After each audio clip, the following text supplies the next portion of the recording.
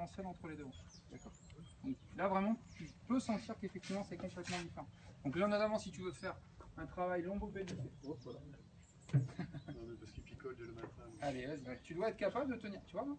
Ouais, tu dois pas t'appuyer sur moi. Vas-y. Ils sont différents. Donc si tu bloques le bassin là, ce qui dans le golf nous intéresse.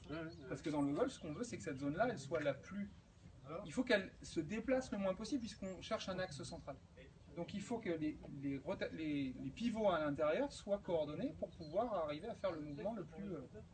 Ah, mais il est toujours en train de décoller son talon, il compense. Ouais. Voilà. Ouais. Là, il décolle le talon. Donc, tu peux dire que tu as une rétraction de la chaîne postérieure.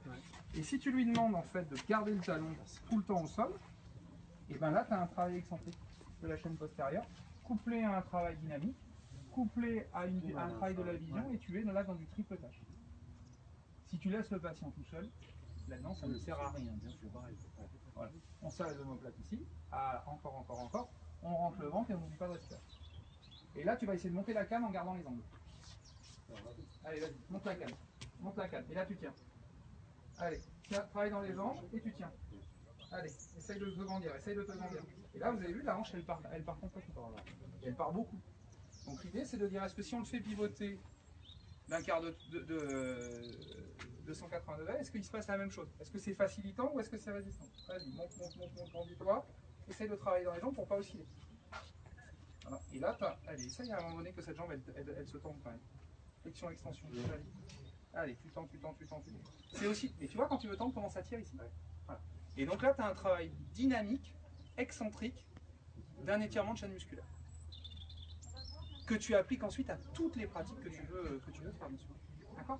Là, on va faire deux. Tu vas te mettre face à moi.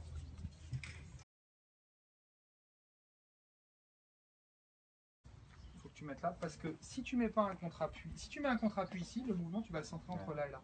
Si tu veux que le mouvement vienne ici, il faut que tu le fasses passer d'un étage. Donc il faut que tu l'amènes, si tu veux, jusque là. C'est vraiment l'histoire du potier, hein. C'est de la poterie. Donc, voilà. Et là, tu vas sentir. Et donc, le mouvement va être entre tes étages. Et donc, tu peux monter encore. Voilà. Je t'en prie. D'accord? Mais là, on est à l'avant. Donc, on a un mouvement beaucoup plus dans le plan horizontal. Donc, on est plutôt rachis cervical très haut si on est dans la rotation. Ouais, tu sens bien à droite là qu'il est. Voilà. Maintenant, tu vas le prendre. On va le mettre à l'avant du plateau. Tac. Viens t'asseoir. Voilà. Tu t'assois là.